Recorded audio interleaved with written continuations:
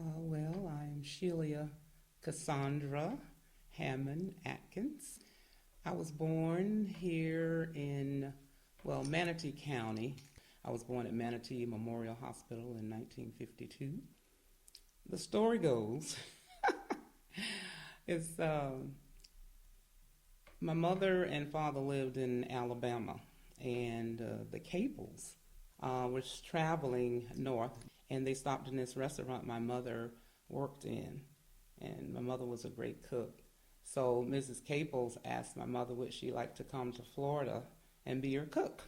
And so that's the reason my parents moved to Florida at some time later. We lived in the carriage house, matter of factly. I remember the columns being so gigantic. The house really looked gigantic as a little girl.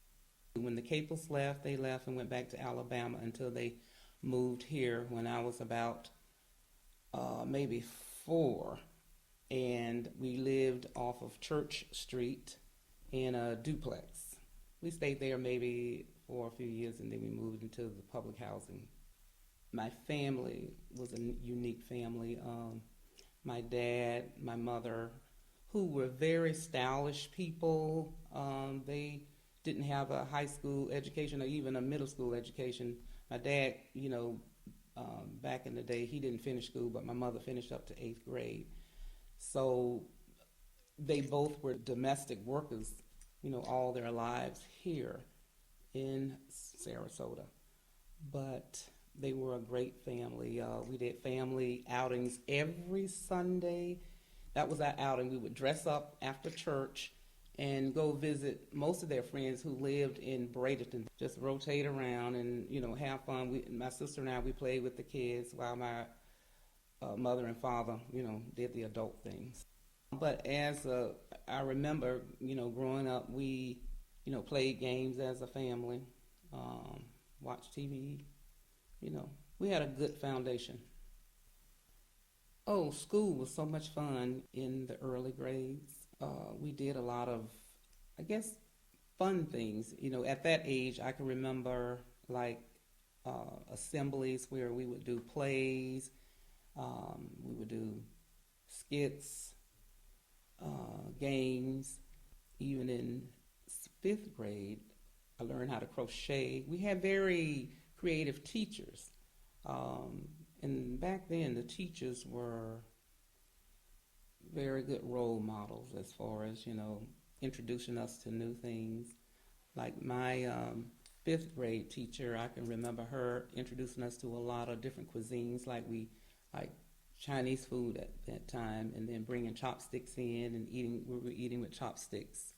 See, the Booker schools back then, we were looking forward to getting to junior high school, because every year we would have the homecoming parade, and that was big in our neighborhood. So it was just a fun time in the whole neighborhood, listening to the band. Really great band. So it was fun. School was fun. And the teachers, they really cared about you. We had principals that really went around to the homes, and if they were missing school, checked up on you and that sort of thing. So it was a close knit. Teachers cared what you were learning, made sure that you were, getting a good education. Although we didn't have the best of books, because we got the leftovers, so to speak.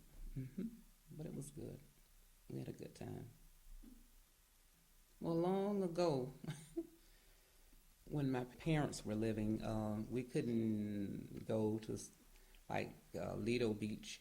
So we would have to travel all the way down to Venice to go to the beach when I was coming up as a youngster.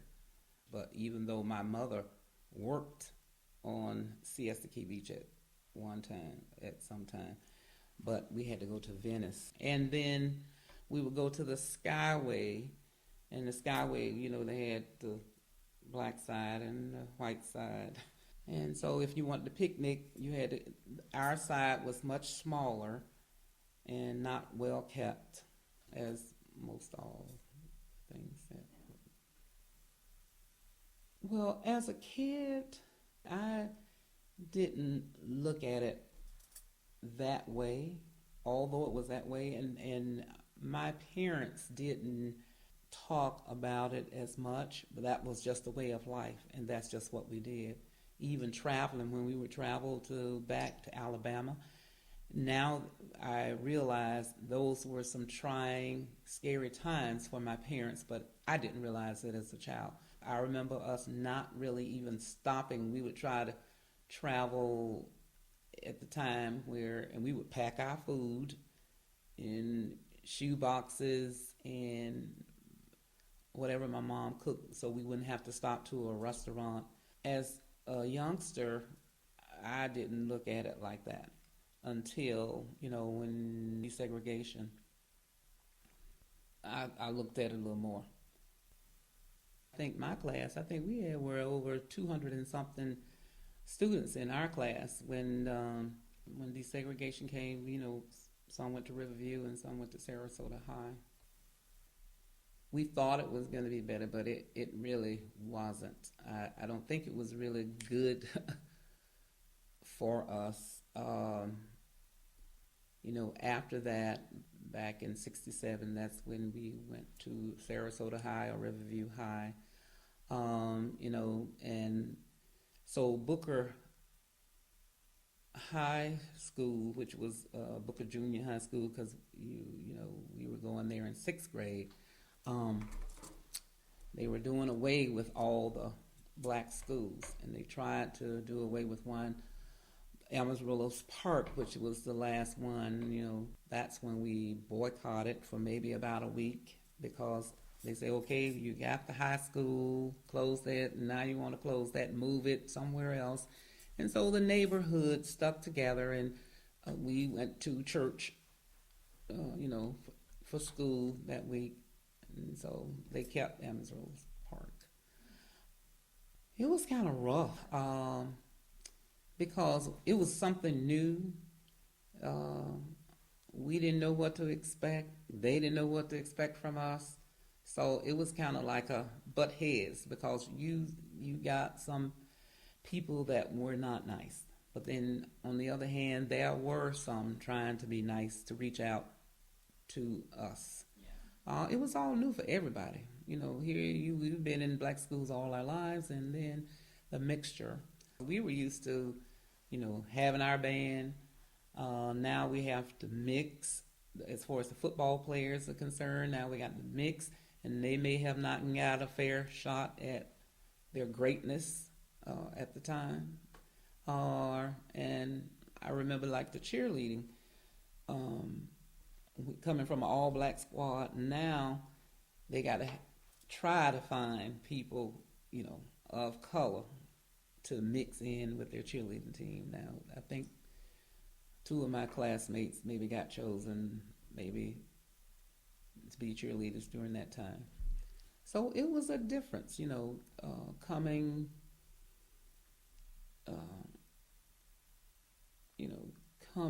where you may not have gotten the, pat on the back or the concern. Being in a all-black school, the teachers, like I say, they took you under their wing. And so now you kind of like got to fend for yourself. You were uprooted. And so it was a difference. It was a challenging time in our lives, But, that bond never, although they split us up, we still were together. It's still. Mm-hmm. People had a sense of community, but people just seemed so much together then. It was just beautiful.